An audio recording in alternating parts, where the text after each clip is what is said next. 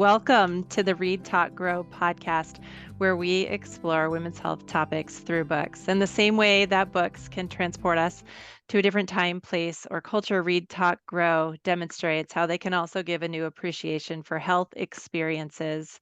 Books can provide understanding of health topics and provide a platform from which women's health can be discussed. At Read Talk Grow, we use books to learn about health conditions in the hopes that we can all lead happier, healthier lives. I'm your host, Dr. Denise Milstein. I'm an assistant professor of medicine at Mayo Clinic, where I practice women's health, internal medicine, and integrative medicine. I am always reading and I love discussing books with my patients, my friends, my professional colleagues, and now with you. Our book today is 4 Weekends and a Funeral by Ellie Palmer. Our topic today is breast cancer risk related to BRCA mutation or gene variant, including surgical risk reduction through mastectomy. Ellie Palmer is the author of 4 Weekends and a Funeral, a carrier of the BRCA1 mutation, and a prototypical Midwesterner who routinely apologizes to inanimate objects when she bumps into them. When she's not writing romantic comedies featuring delightfully messy characters, Ellie's at home in Minnesota, eating breakfast food, watching too much reality television, and triple texting her husband about their son. Ellie, welcome to the show. Thank you for having me. It's so great to have you with us. Our second guest is Dr. Jessica Fraker, who's a board certified internal medicine physician who works in the multidisciplinary breast clinic at Mayo Clinic in Arizona. Dr. Fraker's clinical practice is focused on the care and evaluation of patients with breast concerns, including breast symptoms and abnormal imaging. She also sees patients with elevated risk for developing breast cancer and assists in decisions regarding screening imaging for early detection, as well as strategies to reduce risk of breast cancer. Jessie, welcome to the show. Thank you for having me. Excited to be here. 4 Weekends and a Funeral is a romance novel featuring the recently dumped Alison, whose ex-boyfriend Sam passes away unexpectedly. Caught in a lie at the funeral, Alison finds herself spending weekends cleaning out Sam's apartment with his best friend Adam, who seems pretty displeased by their time spent together. Alison has recently undergone a double mastectomy after her mother received breast cancer treatment, and then both of them were found to carry a high risk BRCA1 variant. Ellie, congratulations on your first book. How does it feel? Feels great. It's been a bit of a whirlwind with it coming out, but I've really enjoyed connecting with readers and it's been so fun. You're getting such great acclaim. Even Abby Jimenez blurbed your book on the front cover. It's great to see a debut have so much positive feedback. Yeah, it's been Jess, incredible. Jessie, tell us your reaction to the book. It's great. I really like rom-com type books, and so I felt like this fit really well in with that genre and other books I've read along kind of similar vein, plus obviously incorporates the conversation about BRCA, I thought very seamlessly and just fit really well into everything. So Let's jump right in. So, Ellie, the story is personally inspired, as we mentioned in your introduction, as you do also carry a BRCA mutation. Alison is otherwise a fictional character, but what else inspired her? And did you have a reader in mind as you were writing this book? Yeah, so I mean, I really was inspired to start this story after I was preparing for my preventative mastectomy and I was reading so many fantastic romances, partially because I wanted happy endings. I didn't want to have to read books where there was some sort of cancer plot twist. I wanted to feel just kind of wrapped in joy while I was reading. But I noticed when I was reading them that so many of these stories that center women's bodies and their experiences, they weren't experiencing things that I was experiencing because I was preparing for that mastectomy and I was weighing the pros and cons of sparing my nipples. And I wanted to see someone who had had these experiences, who was on the other side of them. And it was the beginning of their story of love and joy and happiness and not the ending. So when I was thinking about writing a rom-com, I really wanted someone like Alison to be on the other side of it, but still dealing with some of the emotional components of a surgery like that, and some of the ways that hereditary cancer can affect your family relationships as well. And the reader, I really wanted to make this a romance in particular because I wanted someone who had this variant to be able to read this book and feel safe and know that this person was going to be better than they found them, and that they could kind of see themselves reflect on the page without having to worry about them.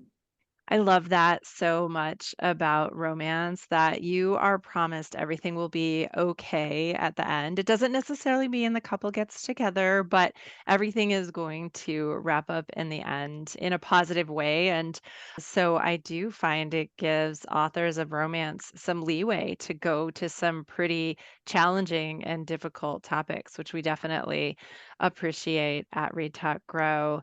Jesse, can you talk about even what a BRCA mutation is and whether or not that's the term that you're using in clinical practice or that we should be using? Yeah, BRCA, there's one and two, and so they're tumor suppressor genes. So in somebody who has a normally functioning gene, they help kind of keep cancer at bay by working properly. And so when someone has what we've kind of commonly referred to as a mutation, but now are starting to refer to more as just a variant, or we use the term pathogenic or likely pathogenic to mean kind of like harmful or likely harmful. Those variants stop those genes from working appropriately, which increases the risk for getting certain types of cancers. Yeah, I think it's confusing because we all have this gene. The question just is whether or not you have a variant of the gene that's working the way we think it's intended to work, or whether it's gone haywire and it isn't doing its protecting as efficiently. Ellie, you had Allison find out about her BRCA mutation because her mother had breast cancer. And this is actually a pretty common way that women will come to know. Can you just talk about the background of setting the story up that way? Yeah, so that's similar to how I came to know about the variant in my family. My mom had cancer when I was about 8 or 9. And at the time, it was still uncommon to kind of receive. I think that they might have identified this genetic variant at this point, but it was still pretty uncommon to get the test and pretty cost prohibitive at that point, too. So it wasn't until my aunt was diagnosed with cancer several years later that everyone in my family, all the adult women in my family, were tested, and I was still underage, so I wasn't tested until later on, but it was something that I kind of spent my whole life knowing was a possibility. And all of the women in my family kind of spent their life knowing this is something that could happen to them. And there's kind of a particular type of dread that I hadn't really processed until I was receiving that surgery, that I thought I wanted to find a way to capture that experience in a book of having something really quite horrible happen to your loved one, and you're trying to help them cope. You're trying to be with them through that experience, but you're also feeling this anxiety in your head of, okay, does this mean that I have the genetic mutation? Does this mean this is going to happen to me? And kind of that complicated relationship you end up having with that family member, whether or not you do have that mutation. Yeah, and it goes both ways, right? You're thinking about that, and then your mother or your aunt's probably thinking about that. Allison's mother, the way that would work is she would get panel tested for these gene variants. And then when and if she was diagnosed or they detected a variant, then the child could be tested just for that single variant. And so you mentioned it being cost prohibitive. Of course, costs have come down from where they were in the past. But Jesse, I see you nodding, but our audience can't. Are you agreeing with the way I stated that? And do you want to just add to that? Yeah, absolutely. No, I was agreeing with what you were saying that if you presented for evaluation because of a family history, a lot of time, or because of personal history of breast cancer, a lot of times you'll get this big panel testing nowadays when we do genetic testing, and that includes a lot of different genes for different types of cancer, including specifically breast in a case like this. But you're right that if you know that there's a genetic variant in the family, where we can test specifically for that one. Testing has become a lot more accessible, which is the good news. Unfortunately, it does sometimes depend on where you're having your testing done and your insurance as far as how much testing gets covered financially. But it is becoming easier to be done for people who'd really benefit from it. And we're going to switch to talking about risk reducing surgery or what's sometimes called preventive surgery. But Jesse, can you talk through, let's say there's a woman who knows she has a BRCA high risk variant or mutation and she hasn't had the surgery yet. At which point should she start having screening tests? We see Alison complain a little bit about the number of tests that she's had, but I think that's the reality of it too. Would you just give us the details of that? Sure. So, and this is where many women or patients, just in general, individuals who carry a genetic variant like BRCA, it's difficult decision making because you have to think about balancing the risk of getting cancer versus the risk of doing surgery, the risk or stress of doing a lot of imaging for potentially many years. So typically, once we've identified someone as having a BRCA variant, we will start what we call high risk screening. And so the typical routine and what we're doing today is if somebody is the age of 25 to 29 and is identified as having this, they would do a breast MRI every year through that time frame. And then starting at age 30 and up would do a breast MRI and a screening mammogram. And that tends to be alternating every 6 months, along with different schedules, but usually some kind of like every 6 months getting breast exams with a doctor. And so that's a lot of follow ups and a lot of testing up until if they ever do decide to have a preventative surgery.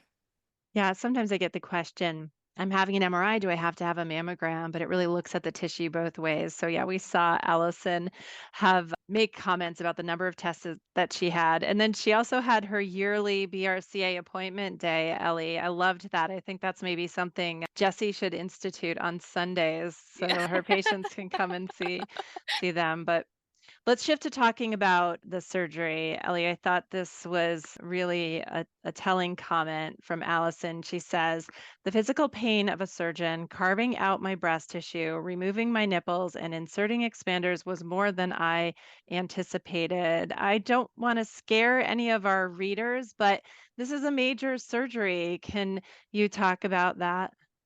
Some of these observations about the experience of the surgery and symptoms after, I kept pretty close to my own experience just because I'm not a medical professional. So the only way that I knew I could kind of make it an honest experience is to keep that a little bit closer to what I had had. I do remember when I was first discussing surgical options with my surgeon at the time, I had thought it was going to be similar to like a breast lift or a breast reduction or something that I was more familiar with just because I had known that my family members had major surgeries, but I was younger and it was harder for me to process at the time. And I didn't really know what to expect going in. And it was a major surgery. I mean, the recovery was challenging. I had multiple surgeries. I didn't anticipate that when I was going into it. And I think that I wanted to give an optimistic perspective on this diagnosis and the treatment options because I do think there's a lot to be optimistic about. There were moments when I really wanted someone to be honest with me. And so I wanted to offer a bit of that as well, where it is challenging and the recovery on the other end can be really great. The results can be great. But when you're in the thick of it, it's a lot.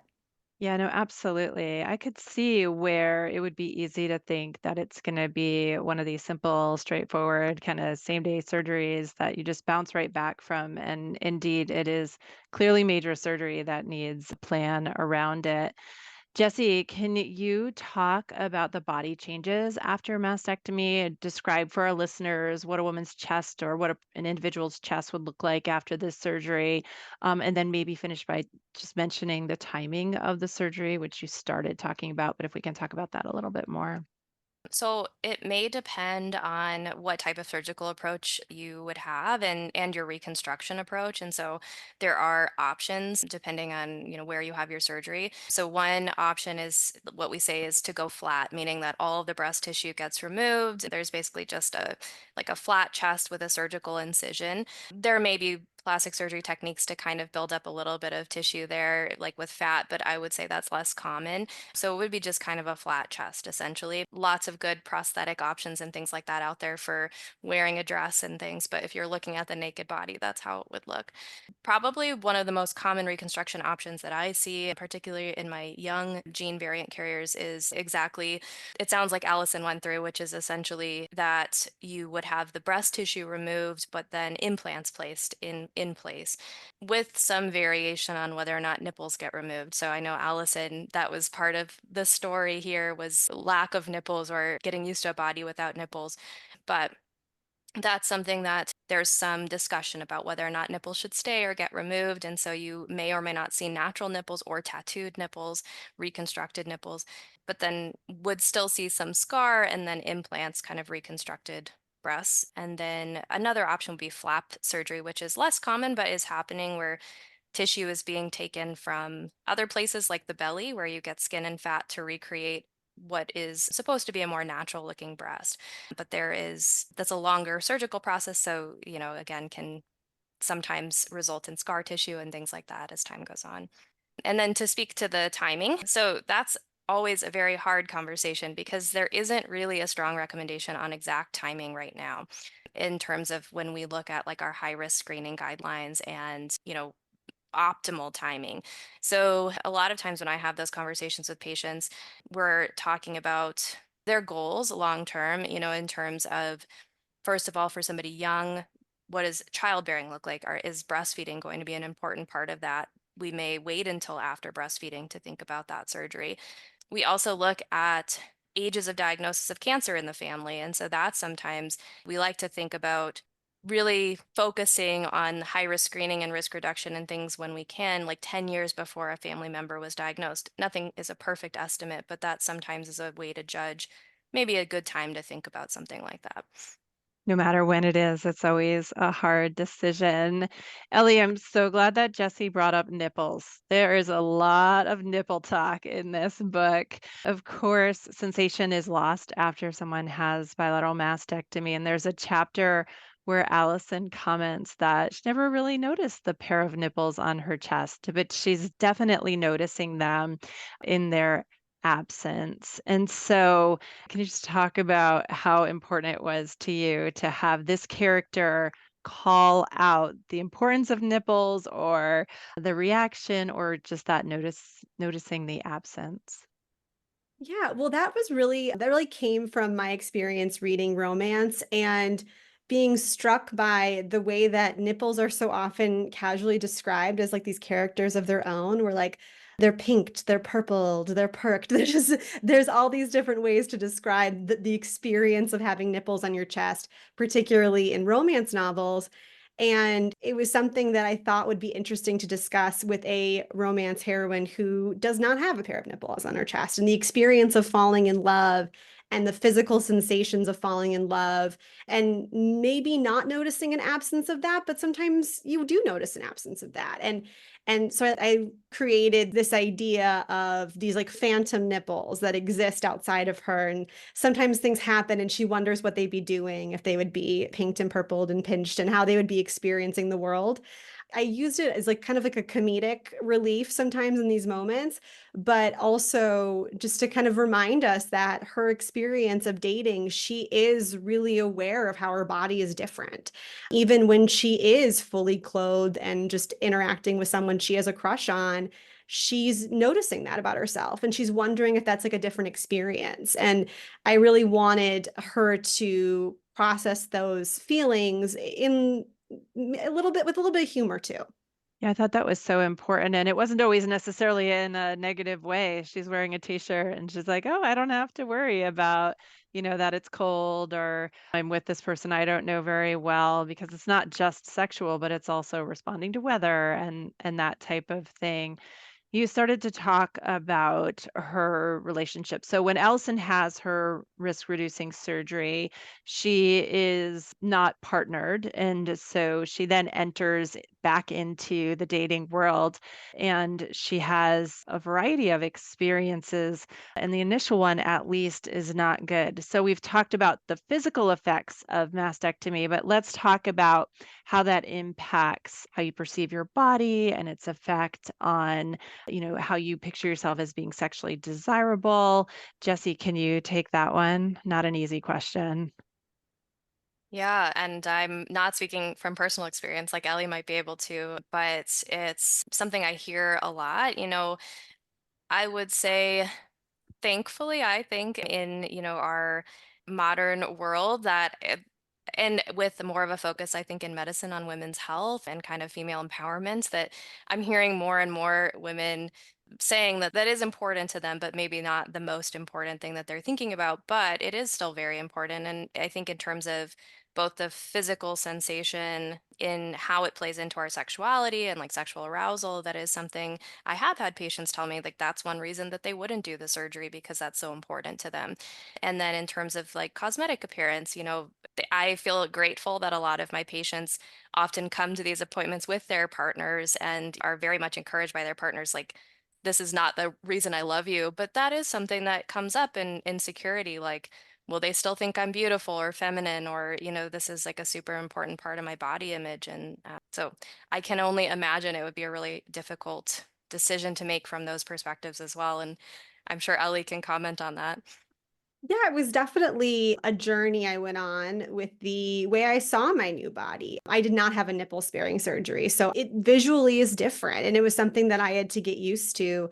And I wanted to have that be a part of the book in a small way where she is on a journey with accepting the way that she looks and that her breasts aren't going to look the same as they used to, no matter what, surgical possibilities there are.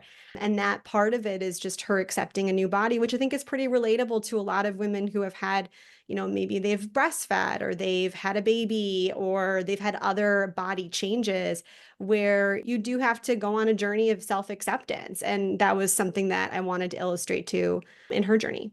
I love the way you phrase that so much, Ellie. And I also love in the book that you didn't back away from it. You could have made it just that everybody, didn't react to her and was loving and kind. But I really thought it was authentic with her first experience where she has a conversation with this young man and he is basically like, I'm not going to care. It's fine. Like he's liking her.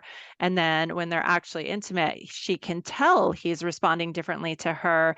And I appreciate that you then have her actually intentionally navigate, okay, what am I going to do with how I feel about my own body, how people are reacting to me. So I just, again, think it's really important that we're seeing all sides of it. We're not just romanticizing, oh, it'll be fine. Everyone's, gonna treat you as is just what they were expecting to see when you took off your clothes, because that might not be the case, right? And also, I think it was smart to give the option that she had the surgery when she wasn't partnered. And yeah, she does have some moments where she's like, oh, maybe I should have waited. But it's not a reason to get married, listeners, just because you're waiting on your risk reducing surgery, right? I really also wanted her relationship to her breasts to be separate from the way that men saw her breasts. Those were two things that existed, but they were separate journeys where she was never going to, go back to the guy where she felt like he was a little affected visually by the experience. And that she was moving on. And by the time we meet the love interest in the book, she feels good about her body. Her insecurity is about that moment when someone looks at her and then having to watch them kind of puzzle together how it looks different than they expect. That's more of where she's settled at this point. So she's not getting any sort of self-confidence or self-acceptance from her partner enjoying how she looks. She's already there, and this is just a nice experience for her where she gets to see that this person is unaffected by it. But you mentioned that we do see a struggle in Alison and Jessie. I wonder if you'll talk about these mixed emotions around having escaped cancer because you were found to have this variant and you took the step to reduce your risk by having surgery. How do you see patients navigate that? Yeah, I actually thought that was a really interesting piece to include. I'll be honest, I don't hear that much, and that doesn't mean that patients aren't experiencing that. They may not be sharing that with me. I think most of the time when I'm seeing patients who've had the surgery post-operatively and we're following them for their annual, checkups, they are one, I think very, grateful that they've done it and that they have been able to find about this early enough to prevent from getting cancer. And two, I think they're, despite having the surgery and we know really significantly reducing the risk, I do think there's still anxiety that comes with, what if we find something on my checkup? I still think it's very nerve-wracking to come in and see us and getting used to even just breast exams, that we talked about the Sunday clinic and that scene, which I thought was very cute, but that was being on the other side of that as like the doc in that situation.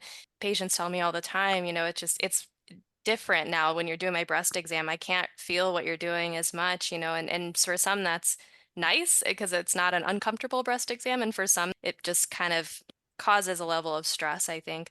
And so that's what I usually am hearing in those visits. I don't hear as much patients sharing with me feeling maybe some guilt or feeling like they've cheated death or cheated cancer, in the same way that I think it's remarked on in the book. But I actually thought that was really interesting. And I think something I'll take with me into future encounters, wondering if that is something going through people's brains. See, Ellie, your book is teaching breast specialists too. Look at that. I could totally picture what you were describing, but it was new to me as well, Ellie, this tension between her mom having had cancer, and that's how she was able to take steps to hopefully prevent a future cancer. Also, talking about being in an oncologist's office. Dr. Fraker works in a breast clinic, which isn't only for patients with cancer, but I think many of these women are seeing a breast surgeon or, being seen in an office where the focus really is in cancer. And I know you've talked a little bit about survivorship, and can you just comment on all of that? So I think that was really based in this idea that when you are being treated and you are undergoing a preventative mastectomy, you're in a lot of cancer spaces and you're kind of sharing an experience with a lot of people, but it's very different. And in my family in particular, I was the only woman who had had a preventative mastectomy at the time. Everyone else in my family had had a mastectomy because they had had cancer. And I noticed it very early on that I was changing the way that I was talking about the experience because I knew that I was talking with people who then had cancer. And I was really focusing on all of the gratitude. I'm just so grateful that I get to have this surgery. I'm so grateful I have this information. And I was really judgmental of myself whenever I felt angry or sad or frustrated that I had to go through this. I have a young child. It was a lot on our family. And as much as I was grateful that I had the information so that I could potentially not have cancer in the future, especially with my young child, I was grieving something and I was frustrated and I was angry. And there was very early on in the process, I was very judgmental of myself whenever I felt those feelings and told myself I shouldn't be feeling that way because I should be so grateful that I have the information. And it wasn't until I was discussing this with my mother that I really realized that what I was expressing was kind of a form of survivor's guilt. I felt guilty that I was feeling anything other than grateful because she had experienced cancer in order for me to have this information. And we were able to talk that through. And I was also seeing a therapist at the time, which I really recommend to anyone who is going through this. But it was kind of when I was thinking about this story where a woman is an imposter at a funeral, I thought it would be very interesting to dig into those feelings of feeling like an imposter in your own health journey, which felt like kind of a unique situation to this world of hereditary cancer, where you get this information because someone you love had something pretty awful happen to them and unlucky, and you get to be the lucky one. Yeah, definitely thought provoking. And I appreciated how then Alison felt like she owed the world something. Like it wasn't enough to be quiet homebody. She had to be hiking all over the world or, chasing other people's dreams, because otherwise, what did she go through all this for? And, that's really the journey of the book. Jesse, will you talk about the other risk reducing surgeries? So in the book, we see Alison and her mom have a lot of tension about having some ovarian or tubal surgeries. Will you talk about what that refers to? Yeah, so the risk with the BRCA variants is also associated with ovarian cancer risk. And so that's something where there are also preventative surgeries available. Traditionally, that has been removal of the ovaries. That's done a little bit younger in BRCA1 carriers, potentially than BRCA2 because of the typical onset of cancer in those different variants. But both surgeries are recommended to be considered both before what would be like a natural average age of menopause. And so while you're reducing the ovarian cancer risk by removing the ovaries, and even potentially by some studies reducing breast cancer risk, which are both great benefits, you're also essentially being put into menopause. And so that's something that weighing what that could do to your body and hormone replacement, we hear about that in the book as part of that decision making. That's a really big decision, an important decision. I'm personally less familiar with this as I'm not a gynecologist, so I'm not on the cutting edge of what's new and kind of out there, but I obviously share care of my patients with our gyne team. And I have seen that there's some emerging data about fallopian tube removal, maybe preceding later ovarian removal, which can also help reduce risk. So that's something that's emerging and being recommended, and I've seen patients going through that surgery. So the thought being potentially not taking away the full extent of that hormone by taking away the estrogen from your ovaries, but still reducing the cancer risk. Because of that cancer risk reduction versus early menopause debate, it's also a very difficult decision about when to do that surgery for a lot of people. And just so our listeners are clear, what we're talking about are the ovaries, which are the main estrogen producing organs in the pelvis, and then the tube from which, when the ovary releases the egg, it goes into the uterus. So removing the tubes but potentially being able to leave the ovaries themselves in place, which would mean a woman would not be able to get pregnant. It's like what happens when you have your tubes tied, except they've been removed, right? But she would not be in menopause after that surgery. Ellie, you created this fantastic group of people to support Alison. She had amazing friends who were also very realistic. Her mom was really well intentioned and had a big heart. But one of the points I think you made is that she was not her BRCA mutation. She was a much bigger person than that. Her mom sort of wanted to put her into this narrow topic where that's what they were always talking about, but her friends weren't letting her get away with that dominating her life. Can you talk about how important that is as well? Yeah, I think that I really wanted her to have this very strong group of friends that would support her and be there for her. So we knew that throughout this whole process, she was completely okay and supported, but also maybe pushed her to do things that she needed to do and maybe would knock her over the head a little bit with information when she was, not noticing that this boy liked her, as they often do in romance novels. And I also wanted them to feel like full people who had their own lives, where when they left the page, we weren't like, do they have a job? Like, where'd they go? They just came in to be like, you go, girl, go get him, and then left. I wanted them to feel like full people. And part of that was making them push her to do things that are out of her comfort zone or to recognize that she was limiting herself in the way that she saw herself sometimes. And with her relationship with her mother, I really felt like they were two people that were maybe kind of caught in a similar loop where her mother was very preoccupied with her guilt about passing on this variant to her daughter, and that was dominating her thoughts whenever she was talking to her daughter. And that it would be when they kind of have a moment where they are able to sit down and discuss this, they realize that they both have more in common here than they thought. Well, Ellie, once again, I want to congratulate you on your amazing romance novel. I think this has been such a helpful conversation about BRCA mutations or gene variants and breast cancer risk. And Jesse, thanks for being on the show. Thank you so much for having me. Read Talk Grow is a product of the Women's Health Center at Mayo Clinic. This episode was made possible by the generous support of Ken Stevens. Our producer is Lisa Speckhard-Pask, and our recording engineer is Rick Andreessen. Visit our show notes to see the books discussed today and for links to other health education materials. Follow us on social media like Instagram and Facebook, or reach out directly to our email, readtalkgrow@mayo.edu, with suggestions for books or topic ideas. We'd love to hear from you. This podcast is for informational purposes only and is not designed to replace a physician's medical assessment and judgment.